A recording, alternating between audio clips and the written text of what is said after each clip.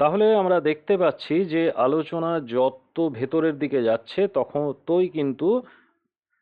ততই কিন্তু দেখতে পাওয়া যাচ্ছে যে ধীরে ধীরে জটিলতা বাড়ছে এবং আস্তে আস্তে কিন্তু কনসেপশনটাও ডিপ হচ্ছে। তাহলে এই দিকে কিন্তু প্রতিফলন ঘটছে, যে কারণের জন্য আমরা এটাকে একটু ইঙ্কড সারফেসটাকে বাড়িয়ে নিই। তাহলে দেখতে পাওয়া যাচ্ছে যে এই যে সারফেসটা, এই তলটা হলো উত্তল, কারণ এই তলের দিকে প্রতিফলন ঘটছে। এইভাবে আলোকরশ্মি এসছে, এই পথে গেছে, তাহলে এটা হলো উত্তল দর্পণ। আর এইটার ক্ষেত্রে আমরা দেখতে পাচ্ছি এটা অবতল দর্পণ, কারণ অবতল তলেতে এই তলেতে প্রতিফলন ঘটেছে, মানে আলোকরশ্মি এই দিকে এসেছিল, এদিকে যাচ্ছিল। তাহলে কেসটা দাঁড়াচ্ছে কি, যে আলোকরশ্মিগুলো আসছিল সেই আলোকরশ্মিগুলো কিন্তু প্রধান অক্ষের, এটা প্রধান অক্ষ এবং প্রধান অক্ষের সমান্তরাল আলোকরশ্মিগুচ্ছ এসে পড়েছে। তাহলে মোটামুটি একটা ব্যাপার বুঝতে পারা যায়, এর যে মেরুবিন্দু সেই বিন্দুটা হলো পি, এবং এরও যে মেরুবিন্দু সেই বিন্দুটা হলো পি। এখানে যে গোলকের অংশ সেই বক্রতা কেন্দ্র হলো সি, এবং যে বিন্দুতে মিলিত হচ্ছে বা হবে বলে মনে হচ্ছে, এখানে অপসৃত হচ্ছে বলে মনে হচ্ছে, এটা হলো এফ, এবং এখানে মিলিত হচ্ছে সেই কারণের জন্য এটা এফ। এই বিন্দুটা, এর বক্রতা কেন্দ্র হলো সি, এবং এই যে সমান্তরাল আলোকরশ্মিটা আসছিল এখানে একটা বিন্দুতে এসে পড়েছে, ধরে নেওয়া যেতে পারে যে এই বিন্দুটার নাম ধরে নিলাম আমি এ। ঠিক আছে, এখানে এ বি আলোকরশ্মি, মানে বি এ আলোকরশ্মি এই বিন্দুতে M1 M2 উন্মেষের দর্পণের ওপরে আপতিত হয়েছে প্রধান অক্ষের সমান্তরালে। ক্লিয়ার? এবং আপতিত হবার পর ধরে নেওয়া যেতে পারে সি তো দেওয়া আছে, এ বি ডি পথে এটা প্রতিফলিত হয়ে যাচ্ছে, এবং যাবার সময় প্রধান অক্ষকে কি করছে, এফ বিন্দুতে ছেদ করছে।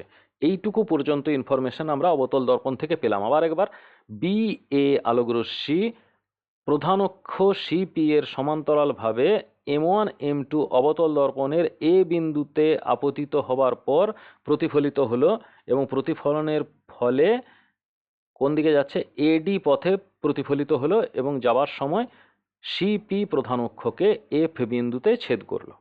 এখন এফ হলো ফোকাস বিন্দু। এখন এফ আর পি, মানে পিএফ, এই দূরত্বটাকে আমরা বলতে পারি স্মল এফ, এবং সিপি এই ডিস্টেন্সটাকে আমরা বলতে পারি আর। এখন আমাদের দ্বিতীয় ছবিটার দিকে ফোকাস করতে হবে। এর মিরর প্রলেপ কোথায় দেওয়া আছে, বাইরের প্রান্তে মিরর প্রলেপ দেওয়া আছে এইদিকে, আর এই দর্পণটার ভেতরের পৃষ্ঠে মিরর প্রলেপ দেওয়া আছে। প্রতিফলন হচ্ছে এই তলে। তাহলে আলোকরশ্মি আসছে প্রধান অক্ষের সমান্তরালে, তাহলে সিপি প্রধান অক্ষের সমান্তরালে বি এ আলোকরশ্মি এ বিন্দুতে আপতিত হলো, এবং প্রতিফলনের ফলে এই পথে প্রতিফলিত হচ্ছে। কোন পথে প্রতিফলিত হচ্ছে? ডি পথে, এই পথে প্রতিফলিত হলো। এখন প্রতিফলিত হয়ে গেলে এরা অপসারী রশ্মিগুচ্ছে পরিণত হচ্ছে, মানে প্রধান অক্ষের থেকে সমান্তরাল ছিল, প্রধান অক্ষের থেকে যা ডিস্টেন্স ছিল এখন ডিস্টেন্স আরও বেড়ে গেছে, সুতরাং এরা অপসারী আলোক রশ্মিগুচ্ছে পরিণত হয়ে গেছে। তাই এরা একটা প্রধান অক্ষের উপর কোনো একটা বিন্দুর থেকে অপসৃত হচ্ছে বলে মনে হচ্ছে, এবং সেই বিন্দুটার নাম হচ্ছে এফ, এবং এটার নাম আমরা জানি ফোকাস দূরত্ব, এবং এক্ষেত্রেও পি এফ সমান হচ্ছে এফ। এবং এই যে গোলকের অংশ পিসি বা সিপি যাই বলা হোক না কেন, এটাকে বলা হচ্ছে তার বক্রতা ব্যাসার্ধ। তাহলে উত্তল দর্পণের ক্ষেত্রেও আমরা যে ছবি পেলাম, অবতল দর্পণের ক্ষেত্রেও সেম ছবি পাচ্ছি।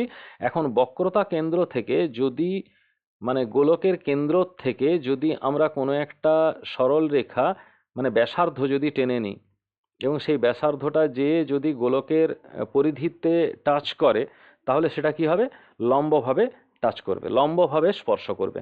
মানে কেন্দ্র থেকে কোনো গোলকের কেন্দ্র থেকে পরিধির ওপরে অঙ্কিত ব্যাসার্ধটা সবসময় অভিলম্ব হবে। সুতরাং এ বিন্দুতে যে অভিলম্বটা আঁকছি আমরা, সেটা কিন্তু সি বিন্দু দিকেই যাবে। তাহলে কোন পথে আলোকরশ্মি আসছিল, এই পথে বি এ পথে আসছিল, সুতরাং এটা হলো আপতন কোণ আই, এবং এই কোণটা হলো আপতন কোণ, প্রতিফলন কোণ আর। এখন আমাদের হাতে কিন্তু একটা ত্রিভুজ পেয়ে গেছি, দুটো ছবিতেই আমরা একটা ত্রিভুজ পেয়ে গেছি।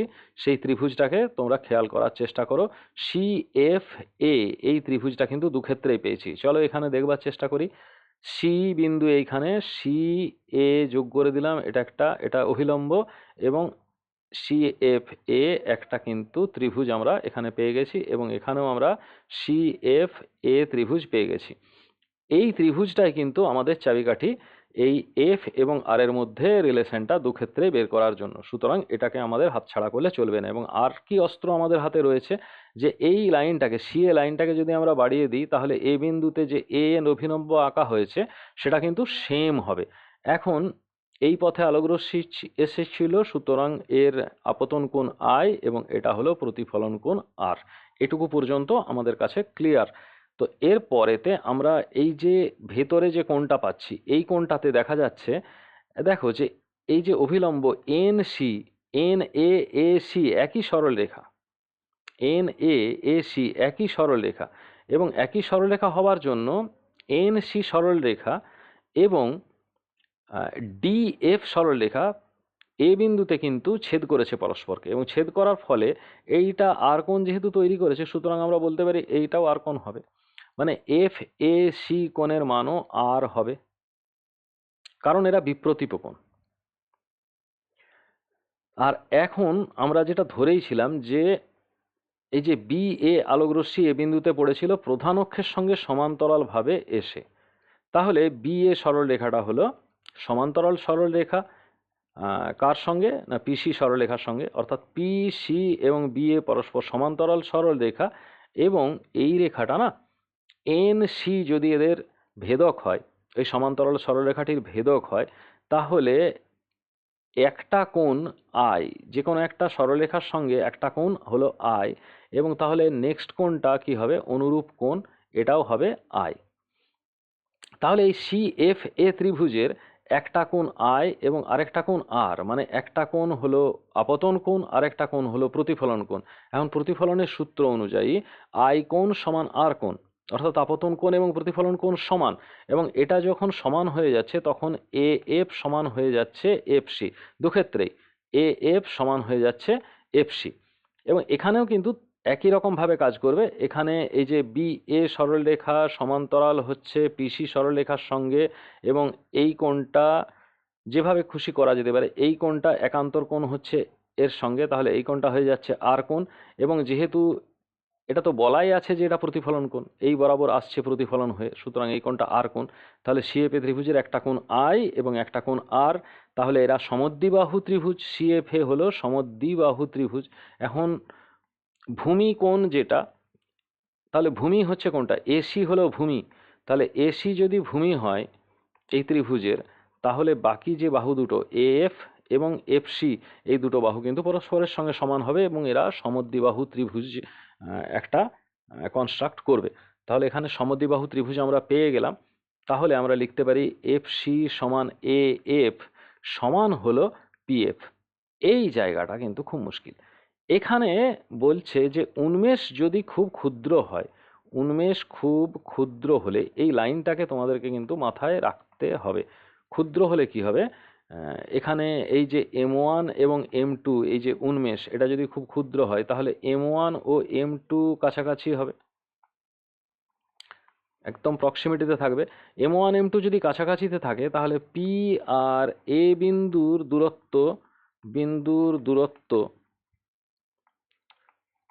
ক্ষুদ্র বলে অগ্রাহ্য করা যাবে।